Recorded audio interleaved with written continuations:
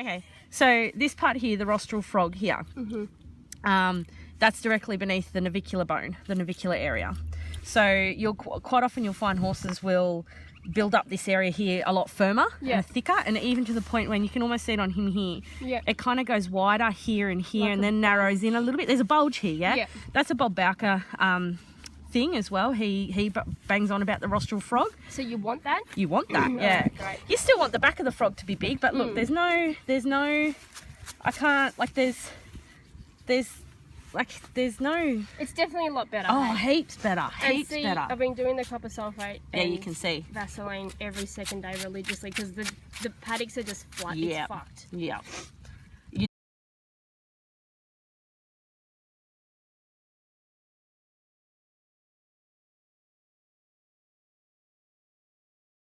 I don't know, how quick does he grow? He's pretty slow, just like everything else. Couple of months. And this feels a little bit weak. Yeah, when you're trimming it. But yeah, that'll come off. It's only superficial. It doesn't go down into the, like, it's not seedy toe or anything. So should I be putting the copper sulfate in that as well, you reckon? No. Only if you see, like, if there's thrush in it, and you can, there's not. Oh yeah, cool. Declan, get off it. Have you got one of these? No. Get a searcher knife. I get it from the Barefoot Blacksmith, so what that's Andrew Bow. It's called a searcher knife. So it's got a tiny little, I don't know if you can see that on your phone. Yep. It's got a tiny little hook thing. Tiny little loop. Cool. I use it. It's my favourite knife. I use it every trim.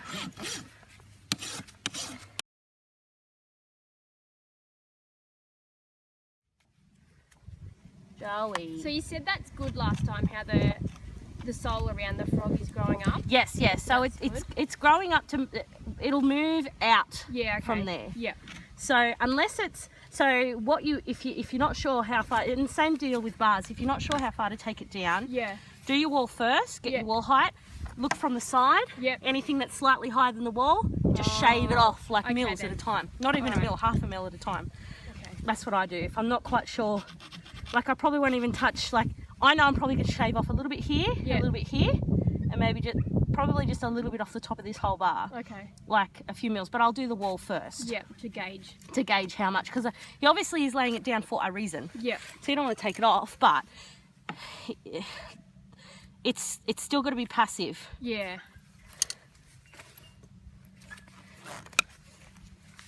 Good gauge. Joey.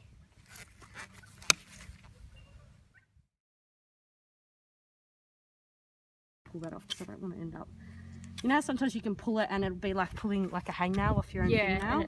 And it goes a bit too deep. I can put some stuff on when I get up to the float. Good boy. That's where this one comes in handy. Steady, good boy. So last one. This one's going to do the same thing, I think. Just want to get rid of that little flappy. You want to cut it off before it? Yeah, I just want to, there we go. Cool. It's gone.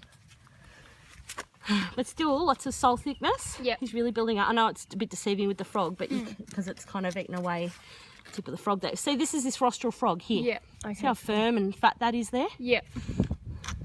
So does that mean, because it's a bit further back than the other one, because on the other one it was here, so that means this foot still has a while to go to come back under itself more? I would just, I would just think that the navicular is just in a slightly different area because they're two different shaped feet. Yeah, okay.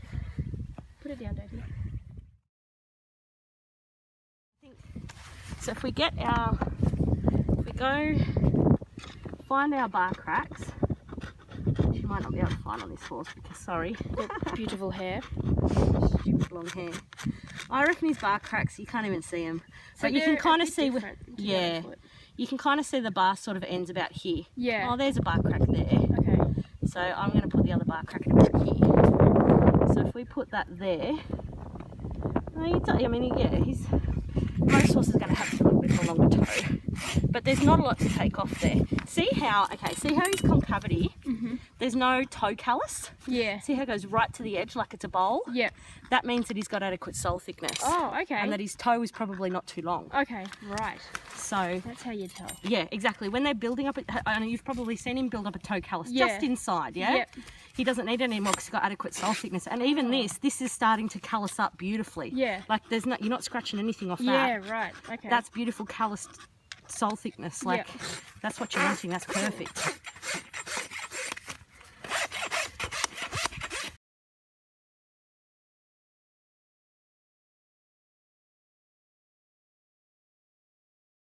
Here anyway. So she's growing too much here, obviously. Okay, on the outside, yeah. Yeah.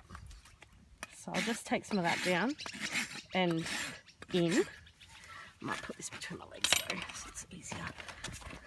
Yeah,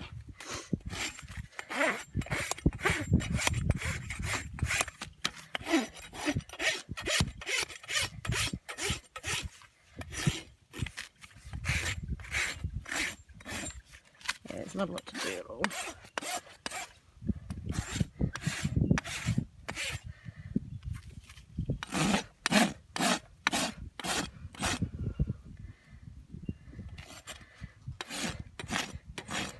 So she breaks over here. And her frog pot points slightly to the inside anyway. So I need to be more aware of taking the wall off. Yeah. So what you're thinking of is think of the hoof print around the pedal bone. Yep. You're not going to want more pressure. Whatever's excess is going to put more pressure on this part of the pedal bone. Yep. So you want to have the hoof as symmetric as possible around the pedal bone. So that's what I was doing with Deck just before. Yep.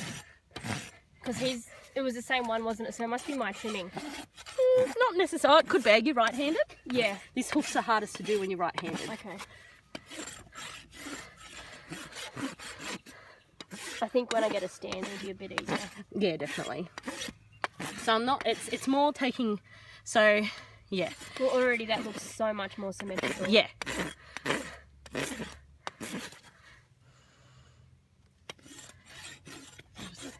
Good girl, sweetheart. You're being very good. Yeah, she's been good.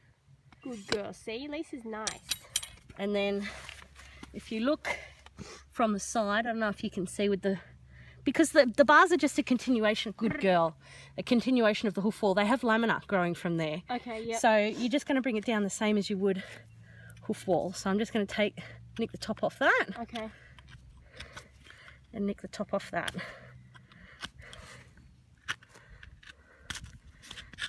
It. So we'll see with those bars if they pop up, because I mean they need bars. They need them for they're like nature's studs. Okay. And also they need them to be weight bearing during the when the hoof lands and spreads out. The bars actually push directly onto the lateral cartilages to open them up. Okay. So that the chondropulvinale ligament that supports the pedal bone and underneath all of the navicular area goes taut. Right. Okay. To give it the support that it needs. Exactly.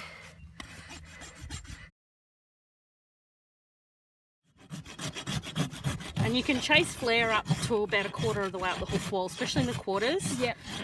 That's what I was wondering, how much you can take off before you're actually... Well, you can see here I've taken off outer hoof wall. See how the white inner hoof wall is there? Yep. I tend to find that once that whiteness gets caught about there, about 1/4 of the way up the hoof wall, I stop. Yep. Okay.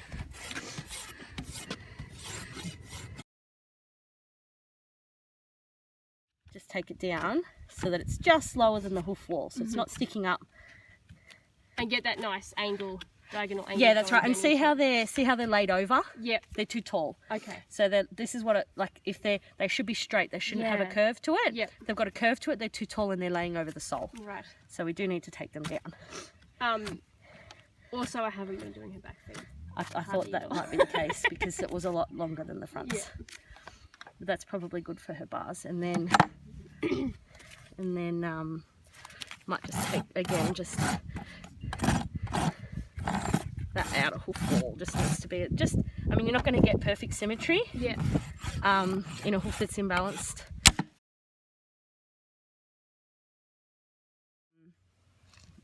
And it's funny how it coincides with where the bars end. Yeah, so maybe it's just because the bars she overgrows bars, and they're too tall, so it's keeping too much pressure away from here. But I'm just got to keep an eye on those bars. I reckon just treat the bars like I said. Just do the walls and then do the bars after the walls accordingly. Okay, cool. But there is quite a bit of room there. Yeah.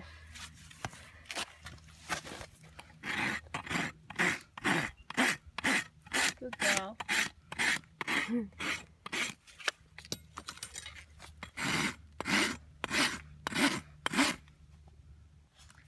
Just a hint of bruising right at the back. Yeah. Did one of the other one? That one had it, I think. Yep, that's right. Just means it's a little bit too tall. So I really have to be conscious about keeping them down. She's got plenty of heel.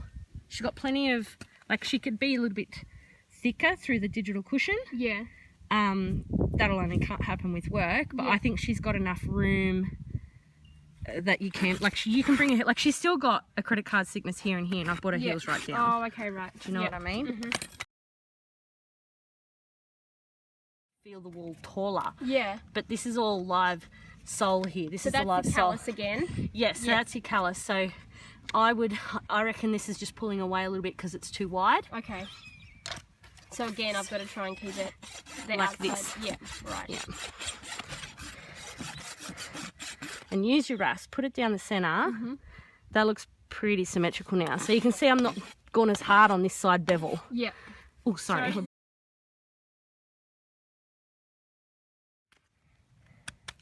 These bars are a lot straighter than the ones on the hinds. These are more functional, these ones. But there's a fair bit there, hey? Yeah. So I've flicked off like 2 mil. Yeah.